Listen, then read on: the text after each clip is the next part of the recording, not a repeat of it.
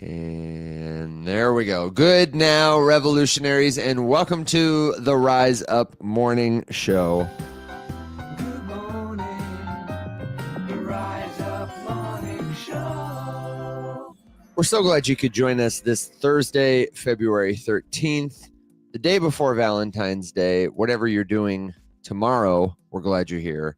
Today, we hope that your life is full of love, joy, peace. What do they say on those bathroom posters? Live, laugh, love, and crypto questions. That's like our show.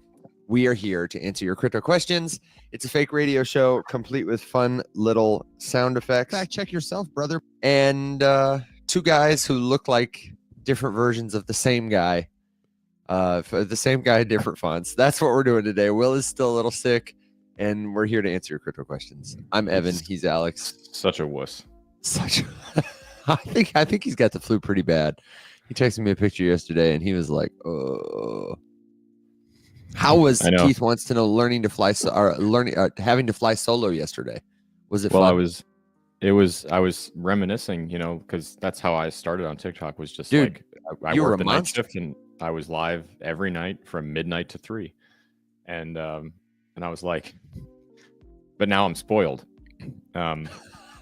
Because I just stand here and talk, and Evan does all the work, and I was like, oh, God, I just kept realizing, like, fuck, there's a comment section over here, like, shit, there's one over here, like, okay, I had to do janky screen share on TikTok and over here on the computer at the same time, and it was a real treat. But you know what, we persevered and we did it. We got it done. Kind of. Yeah. Okay. I'm glad to hear about it. Did anything come up that you were especially excited about, or especially? Yeah, we've decided that I'm going solo. So I'm trying to think. Oh, you're breaking up the band. Yeah. I'm about to Justin Timberlake the shit out of you guys. What? No, we talked about real world assets a little bit. We talked about there was only mild panic in my eyes. We talked about so we kicked off with Plume Network, which I had heard the name of but had never looked at.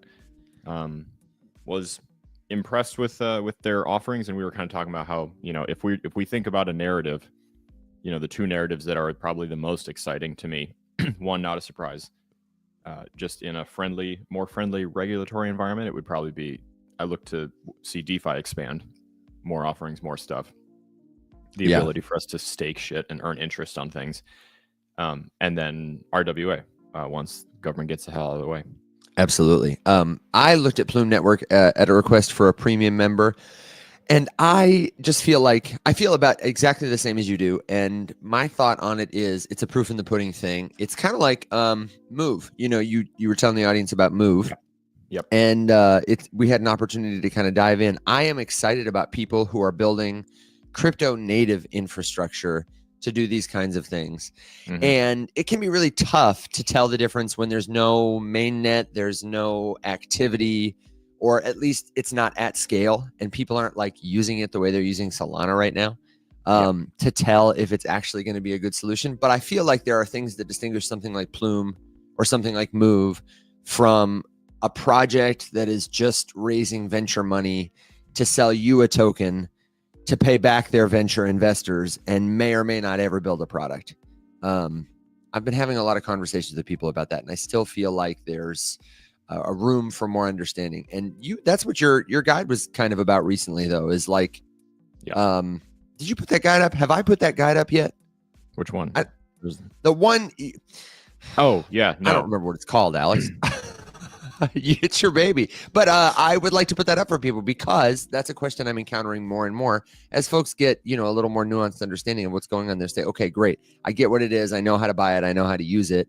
Mm-hmm. But how do I really tell the difference between a project that's just buzzwords and a token to sell me versus a project that actually has potential to solve a real problem for actual people? Take some practice.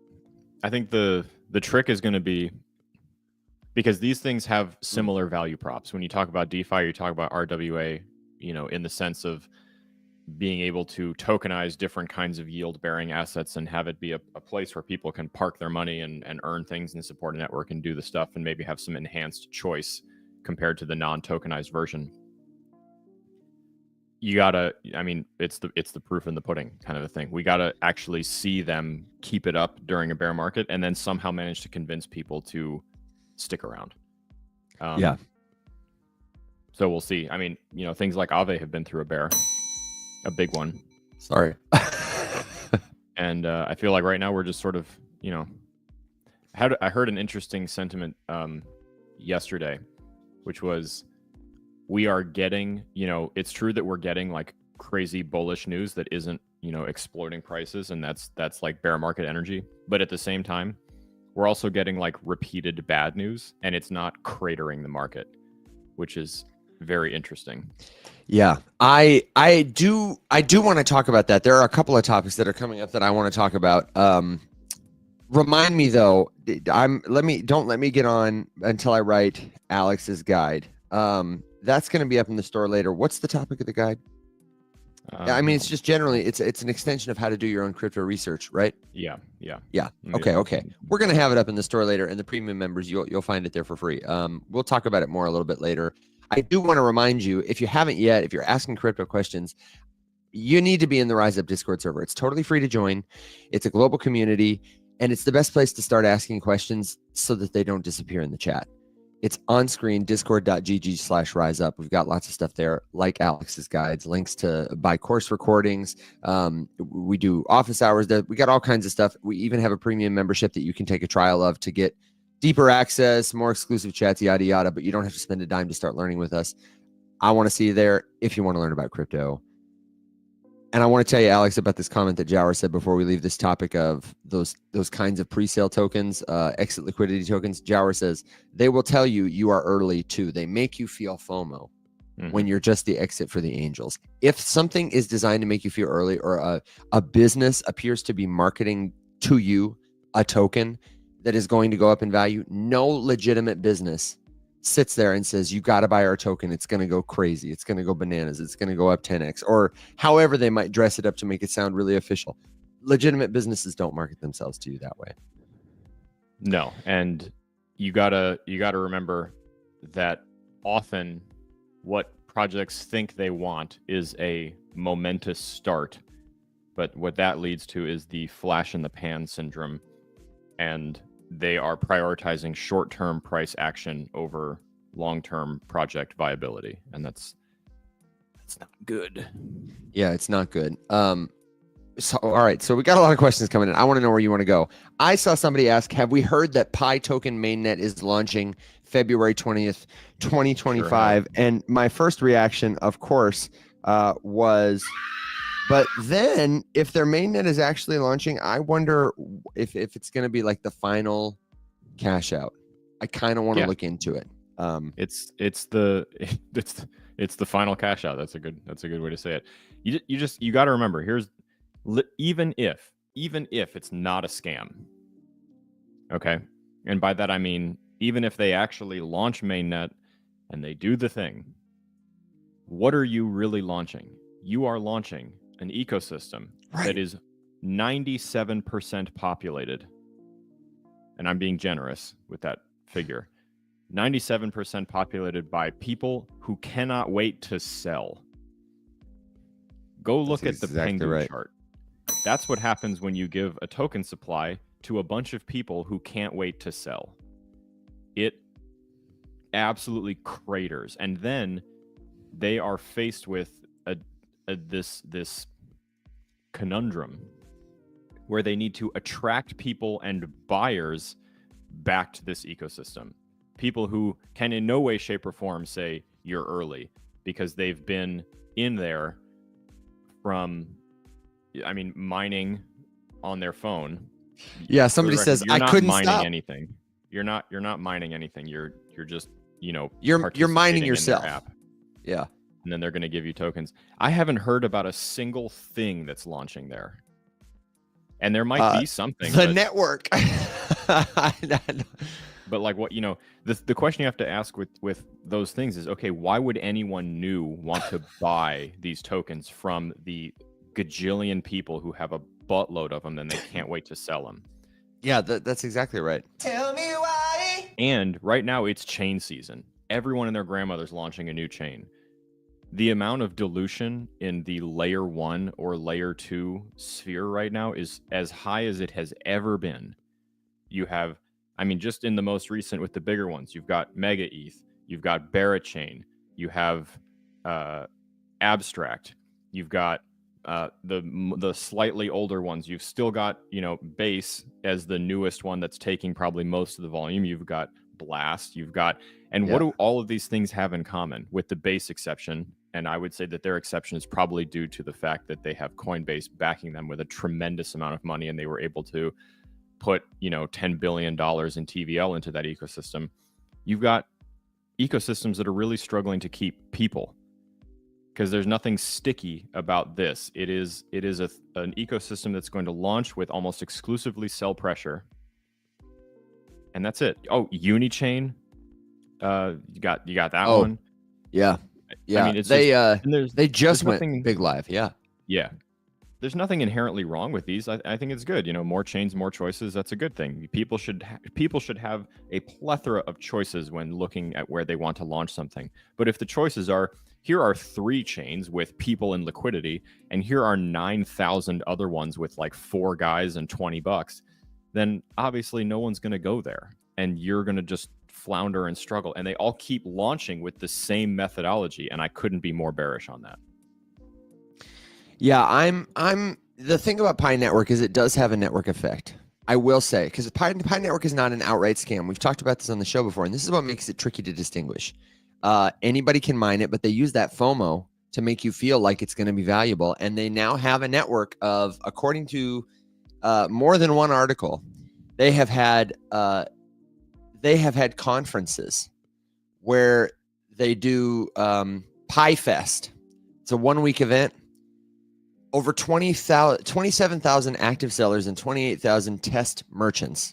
I don't know what a test merchant is across 160 countries. I bet some of them are funded by Pi Network. And the participation of over 950,000 pioneers within just a few days. Well, the reason I don't hope is I feel like the only people who make money from Pi are people who founded Pi. The people who get your data and sell it, like you're saying. Mm-hmm. And if that's the case, they have a vested interest in making you believe the token is valuable when it's not. It's so similar to something else like Bitcoin, for example, which actually is liquid, which can be turned into cash pretty much anywhere, that it's got such a tremendous hurdle to overcome. And if it doesn't have a network that's actually live, like it's only a prop. There's only the money coming from one direction, you, to the team, and then any money that's coming out would be them, like, funding those businesses, propping it up. I don't know. We don't have to keep talking about it. I am not holding my breath for Pi Network, but I am excited to see how they will maintain the charade once the network is launched. What are they going to do? Oh, I mean, that's the thing. It's you don't want to end up in this world where you have a bunch of people selling a token to a bunch of people who are buying it under false pretenses, and then everyone's sitting in a room going like, now what? And there's like 30 shitty apps that all eventually go under. And the problem is that it's not like an inherently flawed, it's not like it's a bad idea to like launch a chain and bring people there, and to have accumulated people and interest with some sort of mechanism that gets people excited or hooked in some kind of a way. Or even mining tokens is a great idea. Or even mining. Yeah, sure. But one, you can't just come in and be better Bitcoin. People have been trying to do that for ages. That marketing message doesn't work. You got to do something else. Look at all of the things that are sold to you as better Bitcoin. How are any of them doing? Not great. Well, and most of them are easier than Bitcoin is the problem. Pi is so easy to get. Bitcoin is so hard to get. That's why it's scarce. That's what gives it more value. Yeah, anyone who's launching like faster, cheaper things and saying that it's the better Bitcoin fundamentally misunderstands what the point of Bitcoin is, and that's a problem. But we just have so many of these things. I mean, would I be warning people against like aping into Pi when it goes live on mainnet? 100%, I would. Yeah, absolutely. Yeah. That is financial advice. But just, I don't know, because I want to. I'm torn because I want to see more chains launch. I want to see these things do well, and I want to see them, do whatever. But right now, you're launching into. Also, the other thing to keep in mind, you're launching into a time in the market when attention spans have never been lower. Meme coins have done to our attention spans in crypto what TikTok has done to attention spans in content consumption and learning, which is really, really, really nerf it. So if you launch into that, you have about 9 seconds to make everyone believe that you're worth it before your chart dumps into the ground. And then what does your mission become? It doesn't become attracting builders and launching cool projects and making things work and having a secure, robust ecosystem. It becomes convincing people not to continue to sell. That's the crux of my biggest problem with crypto in general, is that 99% of the time, promoting or advertising or marketing for an ecosystem has nothing to do with the product itself and everything to do with trying to keep the token alive, because a bad price chart spells doom for the coolest project. Just giving you all your points today because I missed you yesterday. I appreciate it. I would have no won. problem. Yeah, For the well, record, I did at the win. rate I you're had going, more you really points. would have. I had more points than both you and Will last night. Yeah, I bet you did. I bet you really did. The dings were imaginary.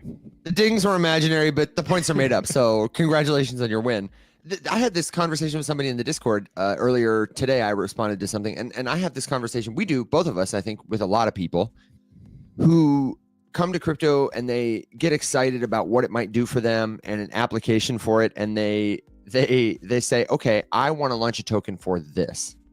And the idea that I just heard was excellent. It was a great idea. Somebody said, what about a job referral system where people get paid in crypto for referring others to jobs, for posting jobs, for curating, participating in that kind of ecosystem? And I was like, that is such a great idea. Tell me more, because the question was, build a crypto jobs board years ago. Remember that? Absolutely. And several such crypto jobs boards and referrals programs exist. I think, people just don't know what they don't know. But the question I had to them was, okay, that's great. Why do you want to launch your own token for it? And what do you think the advantages and drawbacks might be of launching your own token versus using an established token to facilitate the payments? And I'm awaiting their answer. But Alex, if you were that studious young person wanting to learn, I'm assuming they're young in spirit, young in crypto. What would your answer be? What might the benefits or drawbacks of launching your own token to do something like that? Or even if you want to launch a game or a social network or something, and you're like, I'm going to launch my own token. What can you think of? And I'm coming to you here with the screen share. This is kind of actually the exact crux of the like mini article that I'm going to write today to post. Is I really think that if we want to save, and this sounds dramatic, but I'm kind of being serious. I can zoom in. No, it's okay. I just wanted people to see your face. If you zoom in, I'm going to have to side scroll the whole article. I'll talk about this in a second, because this is kind of what we're talking about too. But to answer your question, I truly, genuinely believe, and I have been saying this in pitch meetings with, like when we were pitching Shades of Sin, and I would talk to a new game ecosystem, I would say the same thing. They're asking me about a token, and I say I'm fundamentally opposed to launching one. Here's why. I would prefer to use yours or the native one. So if this is Avalanche, I just want to use AVAX and USDC. And everyone said the same thing. No one's ever suggested that. That seems like an interesting idea. Why? And I'm just like, because I don't want my job. I want my job to be developing and designing a game and showing people how fun it is. I don't want my job to be trying to prop up a token and keep it alive. Yeah. And it was just, these people that I spoke to were running huge ecosystems. Like comparatively, these are people with millions of dollars in war chests that are trying to decide whether or not they want to fund me or do whatever. And not a single one of them had ever considered that. And I'm over here thinking, look, I'm not like a genius, but this just seems obvious to me that we have too many tokens. If you have everyone in their grandmother complaining that there's too many tokens, why are we talking about making more? Stop. We have enough. Make something to do with the crypto that exists. Quit fucking launching more crypto. Like, we don't need more. See, I disagree. I think we do need more, but what we need is more of a different kind. Okay, like you say, exactly the crypto that support the cryptos that exist. That's what I was going to say. I want to get away from fungible launches for everything and start using free rewarded NFTs to give to people to tokenize interactions inside of ecosystems that have an underlying native token that can be used.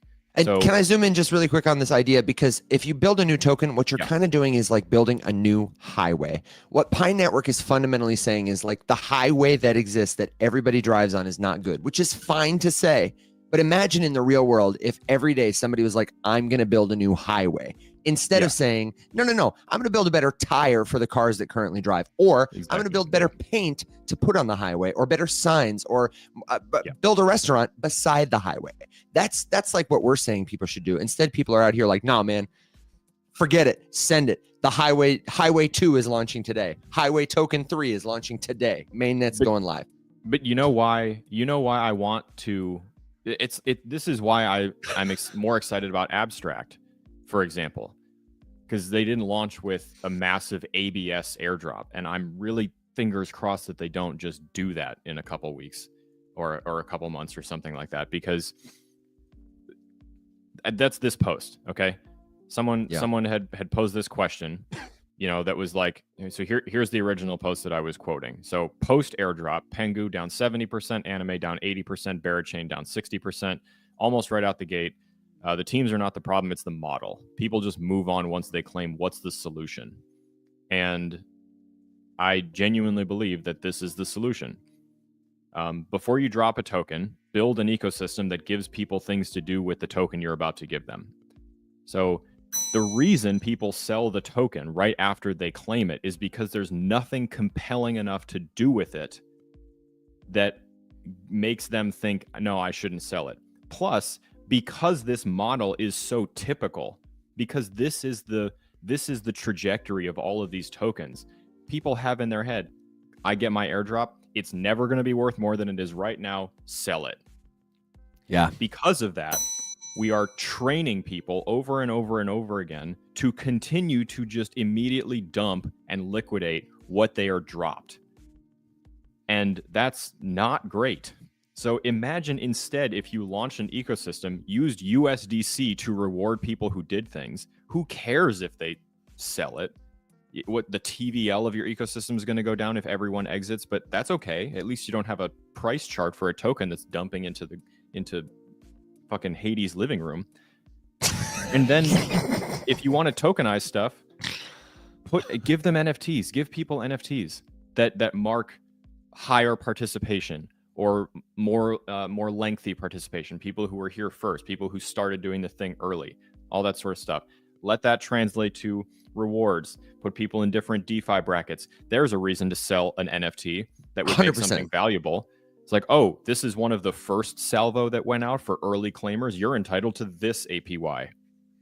You can sell this, and now whoever holds that token is entitled to that APY. And Can I zoom in on that with one specific example? Sure. So we're talking to Tori in the comments. Tori is one of the first friends we collectively made on social media. And she was talking about the good old days that your live last night gave her nostalgia for when she would see you talking solo about crypto, and how there are a handful of people who have known us for years, who hold tokens from the Faceless Many. The first part of the story we started telling about these everyday people who would come together to rise up and write a better future.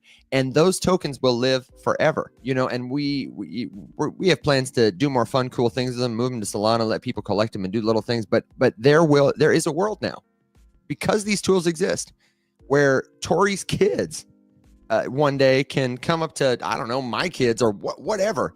Imagine any future scenario you want, and that token's not going to deteriorate. It's not going to go away, and it will prove that relationship. It is a marker of that relationship that makes it special. It commemorates it, and we can, because of that, verify that relationship through time always. There's never going to be a world where I'm not going to look for Tori's token or Neil's token, or I don't know, you name it, any number of other people who have been there, Lisa's token since the beginning, and say, what kind of badass rewards or value can I share with these people that we've had a relationship with on chain forever? Like, the provenance is everything. They're so uncreative with this stuff. Yeah. And that's just I'm bullshit. looking at Mike's comments. So Mike, I feel like it might sound like we're disagreeing, but I think that we are Once more again. aligned. You got to remember, Mike, that oh no, and I don't mean me and Evan. I mean specifically me and Mike right now. Oh, I thought you meant you and me. I was like, once again, We're not disagreeing. No, but Mike, you got to remember that you are also in an echo chamber of your own design, because I completely agree with you. So for context, Mike listed 3 tokens. Let me scroll. So, I think he said Degen, Veil, and Anon. Okay. And says I'm not holding them so that they go up. I'm holding them because they allow me to do something, and I'm trying to do the thing that they let me do. Completely. You are not typical. You're special. You are like a true user of Web3 stuff, which means that you need to buy tokens, not invest in them, so that you can do the things that you like to do. You're also a builder, so you're constantly probably digging around and looking at different apps and using different things for inspiration to put new stuff together. I mean, I've seen the stuff you build. You're obviously just like cranking out good ideas. I've also noticed, Mike, you're not launching a new token for everything that you do. You didn't launch a base token store. You didn't launch the tip splitting token, right? Like you're using USDC for a lot of this stuff, or you're using base ETH for a lot of this stuff, right? And that's the difference. Yeah. So you are using Veil or Anon or Degen for its intended purpose, to tip on Warpcast or to log in and post messages in this server or whatever. That's not how most people are doing it. And those teams that are building that cool ass product that you love to use are constantly just going to struggle against the constraints of the model that they've launched into, which is, like Daniel said, people just want to acquire and dump that token and move on to the next thing that they can extract liquidity from. If you feed people fast, high velocity money withdrawal when they're desperate for money, you can't be surprised when they withdraw with velocity. Of course they're going to do that. I actually would be really interested to see the correlation between, and we have a lot of anecdotal evidence on this. I don't know that anybody's actually done the data. Slow unlocks, like no vesting, because I absolutely hate like unlock days. I think unequivocally unlock days that are like, on January 1st, 1 million tokens are going to go into the hands of VC or whatever, or the airdrop is going to be this date, especially when there's anticipation. I think you're right that there's a correlation between like the hype and anticipation, the velocity of that, and the velocity with which people sell. And it's very difficult. Like, we're not just shitting on these people. We recognize that incentive design is an incredibly difficult game. The smartest, most, interested people in the world have a hard time with it. So of course, a bunch of degens twiddling around in their living rooms on a computer are also going to have a hard time with it. But I think we're going to get to a breaking point, though. I think so too. If you're tapped into, Mike, no worries. I was trying to harass Mike to come up here. I wish. Arguing in comments is, we'll have to make it a point. Mike, I do want to actually schedule to bring you back on, because you've made so many cool ass apps, and I want you to. We need an update about them. But final point, just on what we're going back and forth here. Mike says, is it a bad idea if there was a Spotify token to use Spotify instead of spending $10 a month? No, I think that's a fantastic idea. But here's the problem. So many problems. Listen, go for it. I say this without trying to give Spotify credit, because obviously there's problems with Spotify. I actually have never heard anyone who's worked with Spotify that had a good experience. So if, for what it's worth, I want Spotify's focus to be the price of their token, or not to be the price of their token. I want it to be the service that they provide.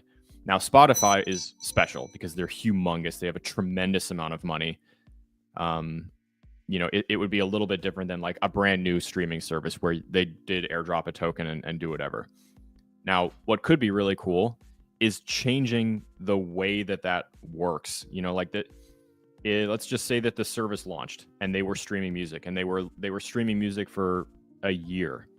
And then based on, they give you a Spotify wrapped type of a thing at the end of the year, and that's what your airdrop is based on. That's a cool model. I think that's cool.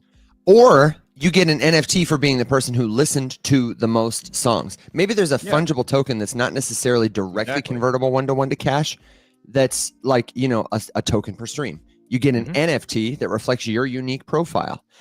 You can share it with your friends. You can build playlists that become NFTs that are tied to your profile, which is also a playlist. It's a Yep. folder with tons of tokens in it, most of which are not funded by Spotify's revenue and exchangeable for cash and have no other utility or purpose. I think it would make sense for Netflix to give that person a discount. Like if you Of could course. exchange if it was a super fungible hyperinflationary token, and at the end of the year for every stream you had, I'm going to airdrop one of these tokens to you. They're Chuck E. Cheese points, and you can cash those in for discounts, for Mhm. rewards in my store. Mhm. You name it, right, Alex? We can get really creative there. Nike will see whoever has the most of those points and say, "Oh, these people are valuable consumers. I'm going to airdrop them $5 off to the next pair of Dunks on chain, whatever." And so what do you then do? You in this scenario, let's keep it super simple on its face. Basically just instead of launching a fungible token, we're launching a non-fungible one. And it can be tiered, like you said, based on participation that can unlock memberships. So you're going to take, the first 10,000 people and you're going to give them this NFT, which is good for a year subscription to the platform. And then after that, it entitles them to a discount to pay for the service or something like that, because companies have to earn revenue, right? The other thing that we don't want to get into the habit of that we started to with early NFTs were like revenue-less business models where someone could sell you an item one time and it gave you lifetime access forever to that service, and you felt like you deserved it because you took a risk on an NFT. Like, obviously that's also not good, because then all those companies just go out of business. I just think that's so infinitely better than just like, hey, you listen to 10,000 minutes of music, here's 10,000 tokens, bye-bye. And oh yeah, sure, you can also pay for your subscription with the token. It's cool, like that's a thing you can do, but it's too, people would be scared to hold it because of how these things usually go.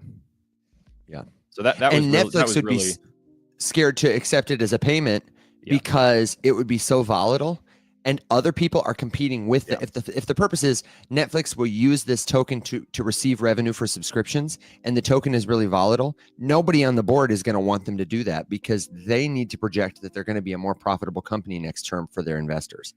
And if people are just using the token to speculate, they can't project that. And mostly, as Alex has already demonstrated, that's what happens to the price. Can I give you one more example and then can we move on? I actually did the Will Watson thing and I looked up the CPI data that we missed yesterday and the PPI data, and I'm prepared to read from my notes about it, and that's about it. But I wanted to share one more idea with you, Alex. When you were live yesterday, I made a video, not to rug you, but just because it came to me. I felt inspired. Here's the idea. A social app that is like Goodreads. Okay. It is oriented around reading and sharing books. And it's also got a reader built in. You could do this with physical books, but it does it with digital books. It's like Audible meets Goodreads. And the digital books that you read can be annotated, kind of like you can now. You can highlight or whatever in your Kindle. But what I want for a digital reader, I absolutely hate typing notes on my phone. What I want is the ability to add a voice note or just make a video. You know what I mean? Like, I'm a video native guy. I get the thoughts out faster this way. And you get like how I uniquely delivered them. Imagine if you had, the example I used was like a family Bible. A lot of people have, recipe books, religious books, things like that their parents had, their grandparents had, that are family mementos that matter to them. And they love to see the handwriting of the people close to them in those books. How cool would it be if you had a digital version of that and you'd have to use like books in the public domain, but some enterprising entrepreneur in Web3 right now could build this. And this could be a Web3 social app where everything is tokenized. My copies of each audiobook are tokenized. The first edition of Emma Goldman's Essays on Anarchy has 1,000 copies or 10,000 copies. And as people buy them, they get a numbered NFT. Maybe I'm token number 1. I get 1 of 10,000. I get a first edition print of a book that is provable forever. It's never going to deteriorate. It can't be lost or stolen from me. And now my annotations are on it. And when I give it to someone else or share it with someone else, not only do I get all the benefits of digital ownership that people are so sad they're denied in the current state of our world, but you get to have my memories, my annotations preserved. And that adds to the value of the thing as it is passed on. Wouldn't it be great if you had Ernest Hemingway's personal first draft copy of The Old Man and the Sea? and his notes and annotations were there, and you could see that this digital copy belonged to him with annotations from him, or I don't know, my copy of the Bitcoin white paper, Alex's copy of Why I Love Magic, I don't know, anything that mattered preserved like that with the help of tokens. Those are the kind of tokens I'm interested in. And if you left reviews on the profile, or you were an author on the profile and got likes and shares, those could be like credibility points. You could do this totally anonymously because it's on chain. Nobody even needs to know who you are, and you could accrue reputation. You could share this stuff and accumulate the value because it is shared value. Some things are more valuable when they're shared. Fungible tokens with a price tag whose only incentive is sell it are not a good example of that. They need to be scarce. But something like that, many people would use and want to use. And the more people who used it, the better it would be. And honestly, do you think it'd be that hard? I don't think it would be that hard for some enterprising entrepreneur to just copy Audible and copy Goodreads and copy Kindle and throw it all in an app and then put it on chain. Like, people would intuitively get that. And I think it'd be killer. And so somebody steal it. No, for real. I can tell you right now, it's going to struggle to get off the ground launching in this token climate. And I think that sucks, because you've got two things working against you, right? You have the perception from the people who are not here, who are not participating in this space, in this industry yet. Natural, healthy skepticism and fear about these hyper volatile things that continually get, deleted or scammed or rugged or whatever. And then here inside of the space, you've got, oh, you're not launching a token that I might be able to flip for 100x tomorrow. No, thanks. I'm going to go focus on those things because I'm hurting for money and I'm underwater. Yeah. And those are your only two audiences. That's why good legitimate projects are really, really struggling. And I think that the answer to that, honestly, truly, is this idea of abstraction, hiding the wires, not talking about how much crypto stuff is involved in whatever, and just doing the thing that you just described, except instead of using the Web3 jargon, just describing the process and the experience for somebody and then selling it to the Web2 audience. For the record, I hate the word normie. I talk about it all the time. You need to stop saying that. If you say that in your daily, day-to-day language, please consider not using it anymore. It's condescending and it's shitty, and it's the reason that people aren't here. It's one of the reasons. One of the reasons. But because Evan, I think that's cool as hell, and I wouldn't want someone to taint the idea of what that could be by being like, oh, I have to do crypto stuff. Yeah, 100%. I only talk to you about it that way because I want you to see how the plumbing works. I would pitch it as hey, aren't you tired of not actually owning your audiobooks or your digital books? And here's an app that makes it easy for you to do all the things you already love to do with books. Share it better. You know who you should pitch that to? Mike? Who? Well, Mike should help. Mike would be awesome. But Roach from D-Reader, because he's doing, so D-Reader is this project that I'll shill all day long because they're cool as hell, and I need to text Roach and get him on the show. So it's a Solana-based project. They do a lot of stuff with NFTs, and they are focused on telling stories and publishing comic books and stuff like that. And when I originally talked to him, it was about the TFM comic, which is one of the many reasons I would like to put it on Solana, because I want to work with D-Reader. And the idea is that you can have wrapped, and by that I mean literally wrapped in plastic idea, NFTs that are mint condition when they're launched, and then if you read it, the condition starts to degrade, and you can track who owned. It's exactly what you're talking about, but for comic books specifically. Yeah. So you can collect tokenized comic books that you can actually flip through and read. And if you want to keep it wrapped in the plastic in mint condition and just have the record that hey, I owned it, this is number 1 or this is number 6 or whatever from this launch, cool, great, collect it that way.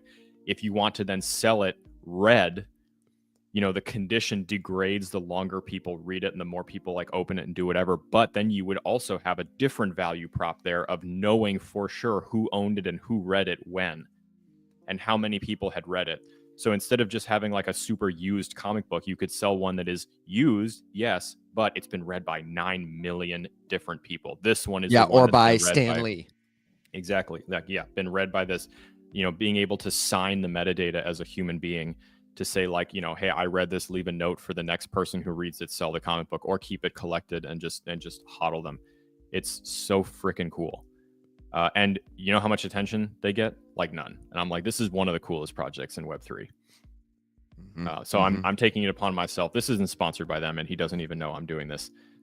But I've taken it upon myself to shill it because it's the coolest thing ever. It's super cool. I really would love to have him on the show, because when you told me about that, I was like, oh, let me put it yeah. up here. Yeah, throw it up. Hang on. They're on Twitter, and show them some love and say that we sent you. Are you sharing it? Oh, here we go.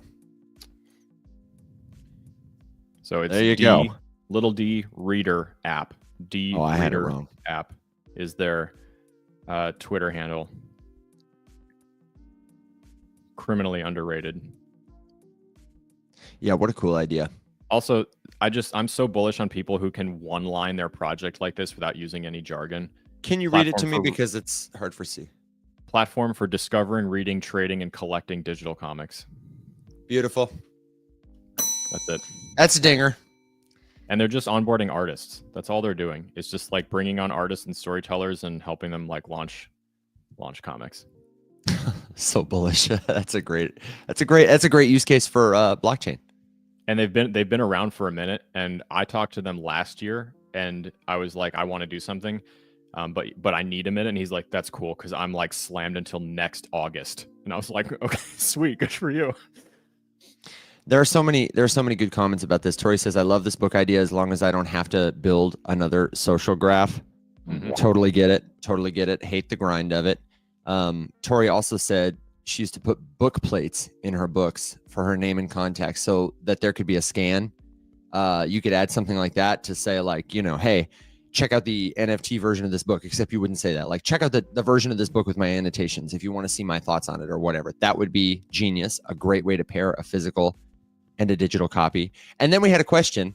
Robert wants to know, Alex, could you please tell me the link you said yesterday to follow your scammed crypto, please?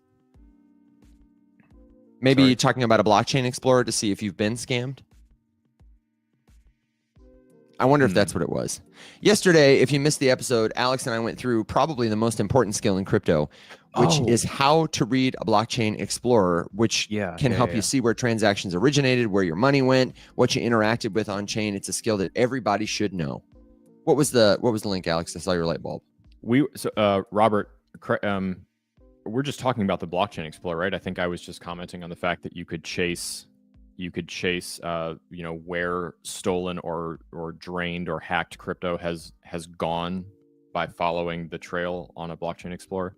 In that case, it's no specific link. It depends, which chain. If it's on Solana, you got to use SolScan. If it's on Base, use BaseScan, Ethereum, EtherScan, PocaScan, CardScan, whatever. Is that what we were talking about? Yeah, I think so. And it's a skill like anything. So check it out. Watch the videos that we did. The video we did yesterday on our YouTube page. You can find the official link at theriseupmorningshow.com if you don't know our YouTube page, but you just search The Rise Up Morning Show on YouTube, you'll find it. And we also have a video there called How to Read a Blockchain Explorer. Check out that video, then come to Discord with questions. That's your homework. If you've never done it before, you absolutely, if you're going to be a crypto user, you're going to own native crypto, not like the ETF. You should learn how to read a blockchain explorer. It's intimidating, but it's not as hard as it may initially feel. And we're happy to help you. Alex, we had a couple things. I want to talk about the markets broadly because I'm seeing a lot of comments. Is this the bottom? Could these triggers be here? And I want to start with this CPI data. My theme here for people is going to be patience. And I want to talk about why, but let me put on my very best Will Watson hat, and I'm going to read to you some of the CPI and PPI data from yesterday and today. Okay, so this week, we got some U.S. macroeconomic data that revealed higher than anticipated inflation figures. That's created some volatility. You've seen it in the markets, some down, some up, and it's kind of influenced some Federal Reserve policy expectations. Okay, CPI, Consumer Price Index data, was released yesterday. This is excluding food and energy prices and is just a measure of what consumers are paying for stuff. Please. Because I've seen this circulating that it's like these numbers are all fake because energy and food are excluded. And it just, like, anyone who says that is just putting on display that they don't understand how this stuff is tracked. So food and energy inflation costs are absolutely tracked. They're tracked in different metrics. There are so many metrics to track inflation. And the reason that things get separated is because some prices that are inherently more volatile than other prices need to be tracked separately, because inflation manifests in those numbers differently than it does somewhere else with more stable and flat prices. So the price of food fluctuates depending on all sorts of other things that have nothing to do with inflation, like shortages, disease. Like right now, eggs are increasing in price, not because of inflation by itself, but also because of a flu outbreak, which impacts supply and impacts availability and causes price to go up because there's fewer than to go around. So that's why food and energy get tracked differently. But I can't tell you how many TikTok videos I saw where someone's like, inflation is fake because I don't put food in it. It's like, no, you just got to learn how to read and go farther. And if you're the person making the content, you really have to do your research. So yeah, this is what we call, that's why it's separate. In science, this would be what we call a confounding factor. Yeah. Very well said, Alex. So consumer price index, that's what consumers pay for stuff. That was what came out yesterday. And the CPI increased last month. They're telling you what happened last month today. That's like what they do. They forecasted it would be up about 1/3 of a percentage point. Well, it actually went up about 1/2 of a percentage point. And that meant that inflation was up from a total 2.9% to over 3%, 3.3% over last year. This was above their projection, and it was considered bearish largely by pretty much everybody across the macro economy. And as Alex mentioned, there are some significant contributors to that that are not just food and energy, but those are big. This article notes that just food has been so volatile. Egg prices alone surged 15% last month. So PPI, producer price index, is what your suppliers pay for the cost of their goods to get them to you in the grocery store or wherever you buy them. And that's what came out today. It was a 0.3%, a 1/3% month over month increase, just like the CPI, but this was in alignment with expectations. Annually, it was up 3.5%, which is a little above what they anticipated. But the market reacted a little wildly. Treasury yields got some significant gains because they're a stable investment. When there's inflation, we flock to stable assets. We move away from risk on stuff. And there was some volatility. But Alex, this is what I want to know, because everybody says, you think we'll go sideways? Do you think this is the bottom? The Fed has indicated and explicitly said that they plan to do many rate cuts this year. Like, that has been their policy position to fight inflation. Rate cuts are good because the cost of borrowing money, the cost of spending money goes down, in which case people are more inclined to invest in risk on assets like cryptocurrency. But when you think about the cryptocurrency market, that's a bullish thing. Like, we're excited about that macroeconomically speaking. We're excited about, maybe ETFs having staking getting turned on. We're excited about getting clearer regulations, a more friendly SEC. We're very excited about the macroeconomic picture for crypto, but it doesn't feel like there's a real trigger that is going to launch us into this bull run. And we've talked many times in the show about how this cycle feels different. It always does.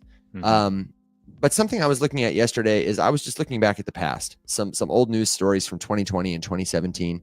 And man, Alex, we didn't even know if crypto was actually going to still be around after the bull run. Like, we thought it was all going to zero. Bitcoin hadn't really proven itself. The regulators, they really hated us. It was so much worse, sentiment was back then, I would say. And the other thing that confounds this and makes it kind of difficult is we really didn't have Bitcoin propped up by so many ETF products and institutional adoption. I mean, we've had billions of dollars of ETF inflow into Bitcoin and ETH, and it's not exactly like those people are just moving in and out the way Bitcoin holders or Ethereum holders and investors tend to do. They're not as liquid. They're not moving from Bitcoin into altcoins into meme coins. And you got people like MicroStrategy, governments buying Bitcoin, And they are probably not going to just roll that into, you name it, whatever altcoin they want to pump next, or whatever meme coin they want to pump next. So I think my new thesis for investors is two things. The first thing is, if you got here in November or December, you probably bought stuff when prices were high, and it might be a good time for you to de-risk. That was, for all intents and purposes, an altcoin season. We may not get another one. We may not get another one for a while. We may not get a big market bump for a while, because a lot of these things are wrapped up in ETFs, wrapped up in companies like MicroStrategy that are never selling, and they're waiting. We don't have a new SEC yet. Staking hasn't been turned on yet. And though the macro picture is bullish, we're getting tariffs, we're getting all kinds of uncertain things. I think the thesis is, be patient. Listen to your gut, but not your FOMO, and be patient. If you're in a good asset that will, show activity and proof in the pudding when that trigger event comes, such that people are moving to risk on assets, I think people who are in Solana are probably going to do okay. I don't know that I feel the same about somebody who's in an AI agent token for the next 7 months. But that's what I'm coming to. I think people need to be a little patient, and they need to listen to their guts. But I'm not expecting anything to go to the moon anytime soon. What do you think? That was my big rant. It was good. I agree mostly. I don't think that we're going to see a sweeping across the board general rally of all altcoins just sort of going up for no reason. I honestly, I hope we don't, because garbage projects need to go away. We have way too much stuff out here. It's what I am constantly screaming into the void. I do believe, though, that projects that are continuing to create revenue and build a product and deliver a service to people that they actually want and are delivering value, I think those will continue to do well, and I think those will start to leave the general swath of the industry much in the same way that the stock market does move all together because of how many things are grouped and funded together into these different baskets and pockets. But you still have these times when someone's earnings are just fantastic and their stock price goes up as a result, or something happens to shock people out of one particular thing and Nvidia just goes down by itself or whatever, and some giant pallet of penny stocks that mean nothing cratering don't mean that Ford is going to suffer because of it. I think you get closer and closer to that. If we keep wanting to treat all of this just as an investment market, it's going to continue to act more and more and more like a maturing investment market. And right now it's just young and immature, which means it's all looked at as being the same thing, even though they're completely different. But if you want to break it out and truly demonstrate the utility of different tokens and whatever, like you said, Evan, people who are doing well on Solana and who are building stuff over there because there's people in liquidity, Sol will probably do better, and then individual companies and projects that turn a good service, turn a good product will do better. And if the result of that is that more people want their token to do the thing, then the price of that token will go up. Yeah, I would say Ondo, somebody asked about. Ondo is in that category for me. This is a actual revenue generating, value producing entity with partnerships that translate into proof in the pudding, hundreds of billions of dollars in TradFi tokenized assets. They're first movers. They have actual adoption. Somebody, posted a video about a token whose name I will not mention, saying, just because I don't want the ire, could it go to $10,000? Here's what's going to happen. And the argument was basically, when there's demand for it, it could. And I was like, waiting for the demand. When there's so much utility, okay, but when people actually use it, that's what I'm waiting for. People actually use a lot of stuff here. That's what we're looking for. That justifies the value. Otherwise, it's just a really big price tag. I mean, I don't think people realize that when you raise from venture capitalists before you even get a product, and some of these crypto checks are huge, Alex. I don't think I really understood comparatively how big our venture space is. Dude, it's nuts. Yeah. A16Z wrote a $15 million check to a company that is building, I forget what. It sounds honestly very cool, but they probably have $100 million valuation and they don't have a product yet. Cardano has a market cap the size of Nike's. dude. And what do they do? Do you remember when we applied to the A16Z startup cohort Yeah. a couple years ago? We didn't get in. Competition was steep. There was a lot of applications, but they were giving what, $750,000 or $500,000? It was hundreds of thousands of dollars for like 5% or something like For that, just almost- right out the door. Almost no equity, and these were people who didn't have a full idea yet, let alone not a product. They were pre-idea. You were giving them a vague idea pitch, and A16Z was going to give you immediately out the gate. I forget what it worked out to, but something like a $12 million valuation. Yeah. $15 million valuation. And they can do that. Like they're honestly, Oh my God, I yeah. have mixed feelings about venture capital, but A16Z, you know, they're long-term investors, and it's nothing for them to write a couple $100,000 check to get 20 or 40 of the most promising ideas in a room and listen to Chris Dixon talk about what blockchain actually is and the problems it can solve, and then say, now go meet your CTO and let's feed you and build something great for us. You know what I mean? Like that's nothing for them. You've also got these startups who are like, I can't really do much with $500,000. It's like, right. I saw that. I saw someone of a person who I respect is posting online on Twitter the other day that the reason so many Web3 games are failing is because it costs $20 million at minimum to make a game. And if you have less than that, you can't make a good game. And I'm like, that is so fucking backwards. It's insane. What do you think makes a good game? Is it the biggest VFX department or is it the best designer? Because I bet you I will see your $20 million and I'll bet you that Paul Bettner could make a game with a fucking sticky notepad and a pencil that is better than half of the games out there that have a $20 million budget. Yeah. And that's because he's a genius, you know, not because someone gave him $20 million. So I just, the idea, it's like me and you thinking, Evan, how much damage could you and I do with $500,000 in startup funding for Rise Up Media? I could build that reading app. I could build it. You could probably build Shades of Sin. Imagine? You know what I mean? And we'd have money left over to market it. I told someone that like I could build Shades of Sin like through my wildest dreams, like with the people that I had, and I know I could get like a test product out and like launch the alpha for less than $200,000, and they looked at me like I was out of my fucking mind. Yeah. Also, the reason we have a huge advantage, Dybert points this out, having a community of followers and supporters helps gamers too, but it helps every entrepreneur. Like the advantage cannot be if you want to build something and sharing your idea in public, if that accrues social capital to you, like Alex, the best definition, Alex and I could call a lot of people and get help with an idea like this. That's part of the reason $500,000 would go far with us, is because Alex knows, you know, at least 12 people he could call right this second to get feedback, potential employees, Yeah. But I mean, can you imagine?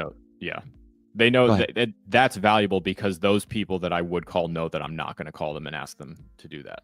Dude, did you hear that Elon raised like $97 billion to potentially buy OpenAI? Did you hear about this? Sam Altman said no thanks and called him like a clinically unhappy person. And said, like, what did he? Sam Altman's clapback was insane. And I just, in a world where billionaires are just like dominating all of our lives, I find a small joy in watching them bicker on social media in a public. Yeah, feud. absolutely. I mean, the arc is crazy, but the thing that made me think of it is like that probably is phone call money for Elon Musk. You know what I mean? First of all, yes. But second of all, that was what Sam Altman said. He was like, I wish that he would just focus on competing by building a better product. And I was like, holy shit. Dang. Yeah. Oh, sorry. Hang on. What I meant to say was, Come for him. that's a great clapback. Quick aside for everyone checking on Will. As far as we know, Will is still alive. That's right. And he's just in the throes of the plague, and he's still in bed trying to get better, so that we have him back next week. But that's right. Let's get some dolphins in the chat for Will. He's got the flu or something. His weak immune system. It's probably because I still have his health token. Oh my God! His life energy is just sapping away because I have this little lobster. Hey, somebody had a really great idea for when we're all together for ETH Denver, that we should do a video. I think I said this on the show already. I guess it's just for the audience and I'm repeating myself, but we should do a video where we dress up like each other and we play each other. And I think that's genius. I do want to do another cringy skit. Because the you're a loser, that one's still hilarious. You're a loser. So if you want a daily update from Will, just this is your chance to give him a daily update and leave him a comment and let him know you hope he feels better. I am sure that he will feel well soon. I'm not sure if I can say this username, but I'm going to risk it for the biscuit. Princess Queef 87 says one of you need to do his daily crypto updates. That's the daily crypto update. Is you got to give Will your best. 20 videos in a day, I would for you guys, but I don't. Could you imagine? Okay, so there have been a lot of different questions that we may have missed on this stream because we got into some deep philosophical discussions. And the point I want to emphasize is, one, if you got a question, we want to hear it. Leave it in the chat. Don't hesitate to post it again. If you absolutely want an answer, the best place to post it is the Rise Up Discord server. That's discord.gg/riseup. Because we're live Monday through Thursday, 7 a.m. Central, and every week Wednesday nights at 7 p.m. Central. But that's where the show lives 24/7. There's a global community of learners, links to all of the resources we created, and we even have premium memberships for people who want to like accelerate their learning journey. You can right now, I do need to tell you this because you can sign up for a free trial and get the membership for $9.99 a month. You get a lot of value for that, a lot of free coaching, free PDF guides, discounts on everything. But we are slightly bumping up the prices February 21st, just because, you know, we want to make sure we can deliver that kind of value to all people. We have 190 people in the premium community, and we get more free trials every day. And we want to make sure that we're really delivering value. So get the free trial subscription before the prices go up, and give us your feedback on what we can do to make that part of our resources more valuable. You know, when you are a premium member, you help us to spend more time and attention creating these things instead of, you know, Alex rescuing dogs for money, which is great, but also, you know, our capacity is limited and we want to help as many people as possible totally for free. And that's the bottom line. Is you can join the free trial and then cancel it later. You don't have to spend a dime to learn with us, but that's the goal, is that we can, all of us together, do something to help the next person who comes have a better experience, that we might all rise up. You know, that's the vibe. And I had another thought that I was going to say about the questions people were going to ask, but I've completely lost it. So sorry about that. Rip. You got a question for us in the chat there, Alex? No, there's some good conversation going back and forth. I think there was a question just about XRP and like why it's controversial. And I really just think it's because they've just tapped into the conspiracy theory network, and they've found an audience there. So that's and they know that it serves them to allow those conversations to continue. So they do. I think that's probably why it's controversial. Yeah, I would agree. You can get 1 million views by jumping on and just saying, "Hey, XRP," and giving a divisive opinion. Yeah. And people know that, unfortunately, to accept it. And the controversy around it elevates it and amplifies it. Joe asks, can we do an annual membership on Patreon? Yes. And if you do an annual membership, you get a discount. Will your subscription go up? Absolutely not. If you get a subscription now, you can lock in the rates, and you can cancel anytime. So, you know, try it out. Get the 7 days free. And then if you don't like it, you know, you cancel. If you cancel and then rejoin, you will rejoin at the higher rate. But anybody who joins now, it's you're locked in forever. All Seeing Society asks, hey, teach me how to sell real products on Web3. I'm still very new. We're so glad you're here, All Seeing Society. I know you've been participating in this conversation, and this is the kind of conversation to the XRP people too. If all you want, if you're somebody who's been listening to our Web3 videos, our one-on-one stuff, if all you want is to get our knowledge of like, how do I invest in crypto? How do I make money in crypto? You know, shut up, put the fries in the bag, bro.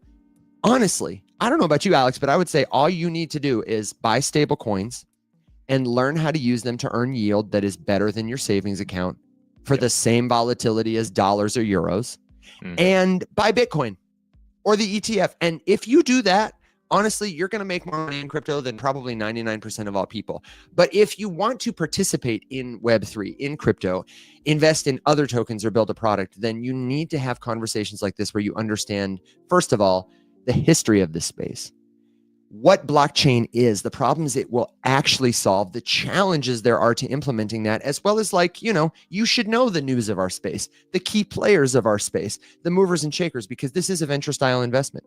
This is a small community where most companies are funded by checks from people to make them money.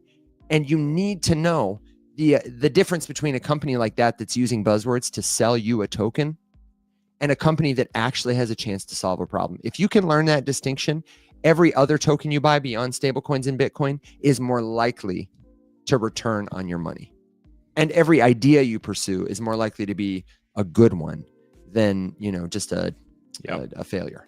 The answer to that question, truly, like how do I make money in crypto and how do I get better at making money in crypto, is there's a couple pieces. One, you have to have a high risk tolerance to get the biggest reward. Yeah. It's like Evan said, this is venture style investing, meaning that it's high risk and you have a high likelihood of picking a loser. And that is the nature of investing in pre-product, pre-revenue startup companies before, they've had to go through really any vetting process. Anybody can launch a business in Web3 with no licensing, with no test to pass before sending the investment vehicle live, which would be their token. Anybody can launch a token. If Evan and I stopped the show right now and just went to launch a token, we could have one live on the market in less than 10 minutes. Yeah, we could spend 18 hours a day launching tokens for pretty cheap. And probably some of them, if we played our memes right, would go up enough that we could rug it and make a lot of money. Yeah. A lot of money. Oh, for sure. 100%. And the secret sauce to getting better at more strategically taking risk there is that I'm sorry, the answer is not the sexiest thing ever. There's no one quick little fix that you can do. If you just know this one secret, the secret is you have to learn how to speak the language. So you have to learn this jargon that people use when they talk about this sort of stuff. And then you have to spend time here observing the culture and the space and how it moves. Look at take Orangey, right? Famous video game streamer turned meme coin trader. Oh, I was like, who the hell? Yeah, and he, he was a Fortnite streamer. Now he trades meme coins. He was one of the people that streamed originally in the Dookie Dash tournaments and won a bunch of money and all this kind of stuff. Trades a lot of meme coins. He makes content about it.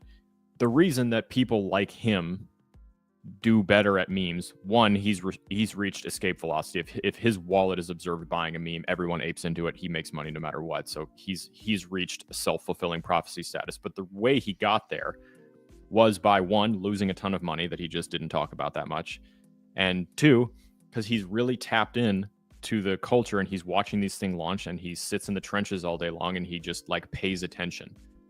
I'm sure there are tons and tons and tons of boring hours that people like him go through to hit that winner and flip that $100 into $100,000 or whatever it is, So there is no ultimate shortcut to just flipping a switch in your head and all of a sudden you're just making money hand over fist. You have to have a high risk tolerance. You have to be comfortable losing money. You have to learn how to speak the language and you have to spend time doing it.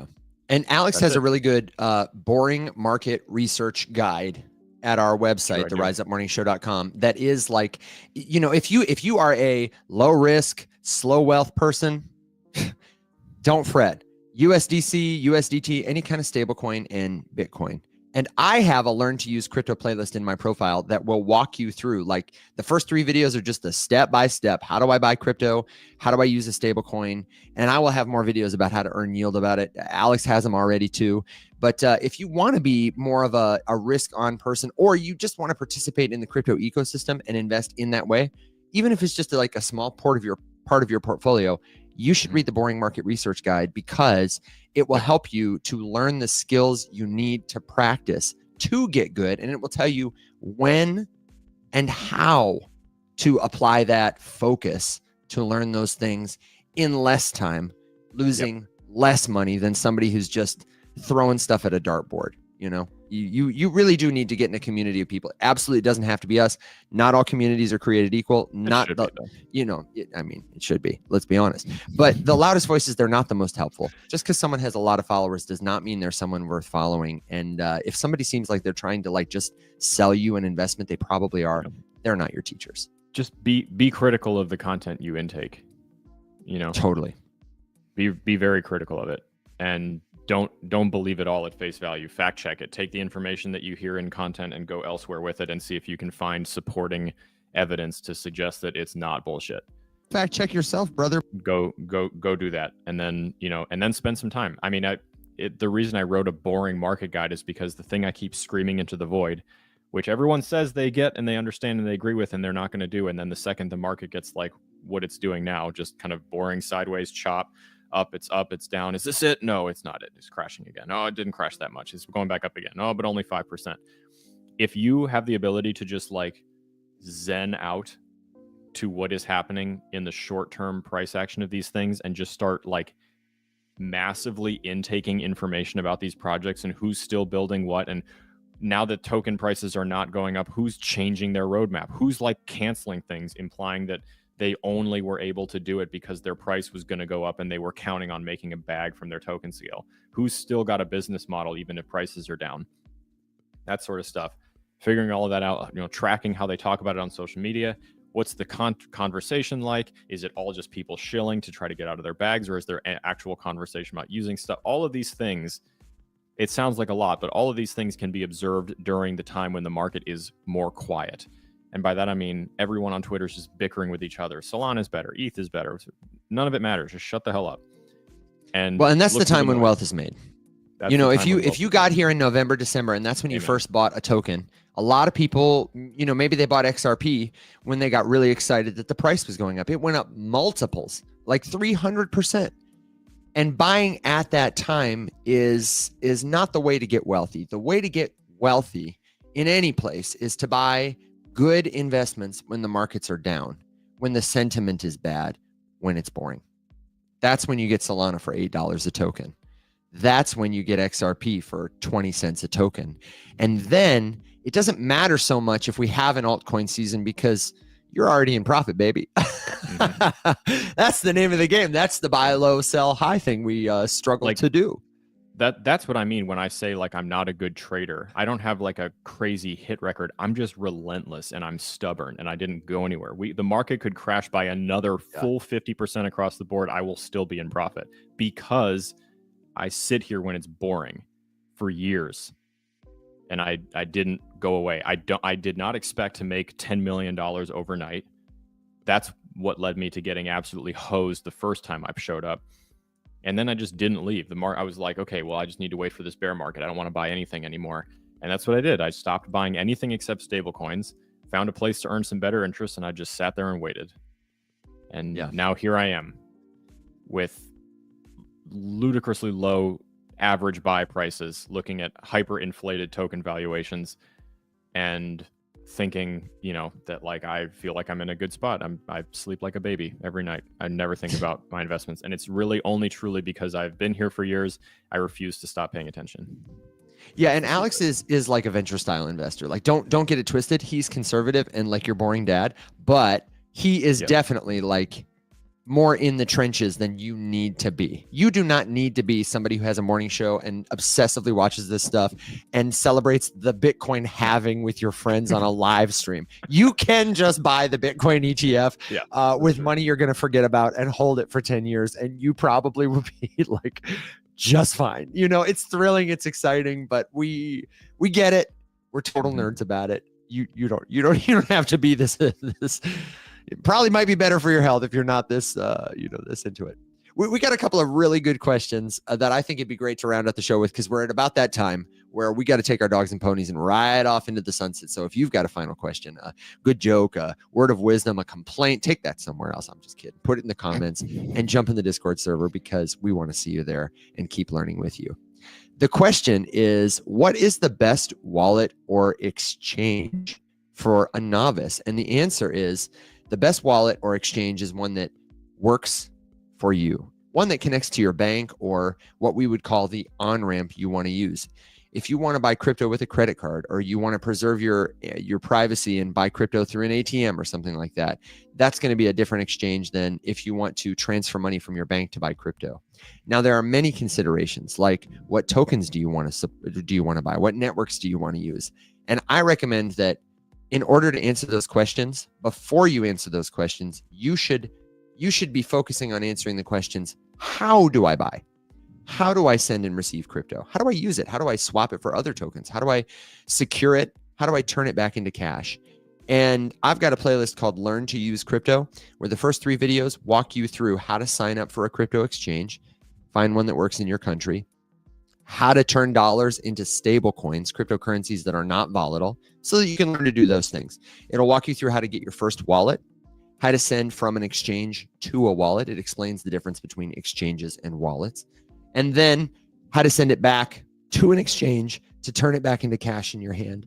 Those are great skills to have that you're going to use over and over and over again, however you get into crypto. And from there, Alex and I probably would both agree that YouTube would be really helpful for you here. If you're looking at getting maybe a hardware wallet, or you just want to see different wallet apps, how they function, spend 5 minutes a day on YouTube looking at people using these wallets in tutorials to find one that looks like you can use it consistently well, because they're only as secure as you make them. And if you have a hard time using something, you're not going to enjoy it. You're not going to make good decisions. You're not going to be very secure.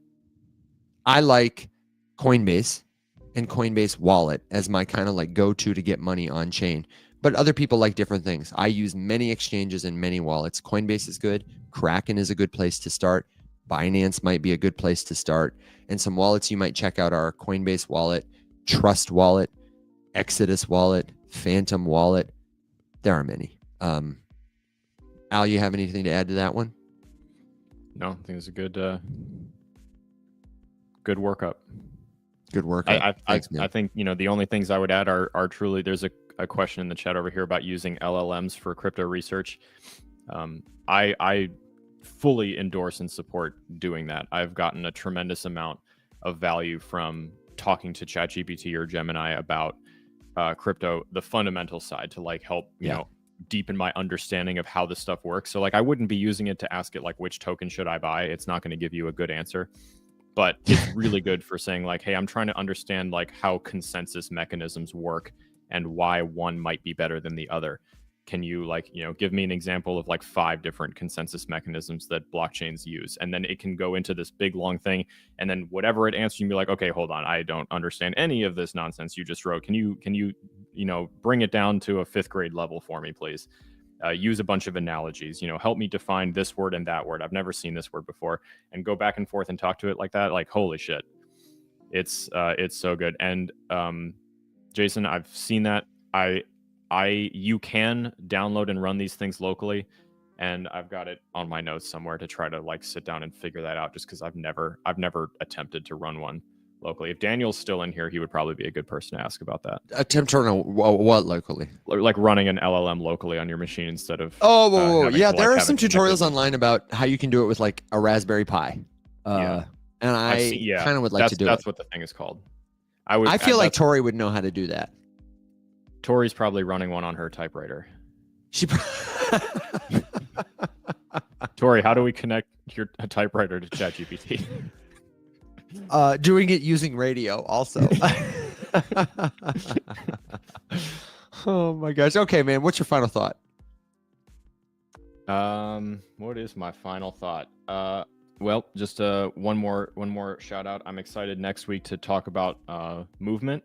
They were kind enough to sponsor a video from each of us, so working on that a little bit today. So like I said, you're going to see a video from each of us. I'm not sure when those are going to go up or be posted, but they will be sponsored, and they will also be disclosed in the video, which is going to be really weird. And then got some other stuff to talk about. I'm going to go to the rescue and scrape some dog shit, because that's fun. Yeah, I don't know. Just like I said, if the market keeps being boring, do not tune out. Stick around. You don't have to buy a single damn thing if you don't want to. You're taking a risk. It's risky to buy crypto right now. We don't know if we're on the edge of a cliff that's going to fall down, or if we're on the brink of a rocket ship that's going to take off, or if we're just going to sit here and crab for the next 6 months. Nobody knows. No matter Kinda what they what I'm tell you, expecting, though. nobody knows. Yeah. I would be more surprised by a swift move up or down Me too. than I would by boring crab sideways action. And if we continue to crab at this level, we might just be setting a much higher floor for the industry, which would also be extremely encouraging. So, yeah, whatever you do, don't quit paying attention. Even if you Don't quit buying quit. stuff and you quit doing stuff, don't quit paying attention. Ooh, I'm going to give you one final ding because the points don't matter. If Will is watching, he is absolutely losing his shit that you were just gesturing with his lobster. And my final thought is going to be, William, feel better. Linda, good to see you. If you are watching this show, wherever you're watching it, you should know that these are our only profiles. We don't have any alternate accounts. There is no secondary Rise Up Media, Conversations with Evan, Alex Popovich, and anybody, anywhere who reaches out to you first, posing as us or any other creator, no matter how much they look like us, no matter how much they sound like us, that is not us. We will never, ever, ever directly message you out of the blue to check on you, to offer you investment advice, to try and get you to copy trade us or bring you to WhatsApp or Telegram to answer your questions. Those people are scammers who are trying to leverage the trust we have built to take advantage of you to steal your money. No legitimate creator will ever reach out to you directly first like that. So if you have a question for us, you got to come to us. That's how we keep each other safe and the community safe. Because, the scammers, they're out there and you will find them. If somebody messages you when you join the Discord, it's not us. Facebook, TikTok, whatever, it's not us. But we are here and we do want to help you. So, my friends, join the Discord at the links on screen. Check out all the free resources and sign up for a free membership trial at theriseupmorningshow.com. And then come back next week. We're going to be live Monday through Thursday at 7 a.m. Central Standard Time. The only thing missing is you. Everybody, have a great weekend.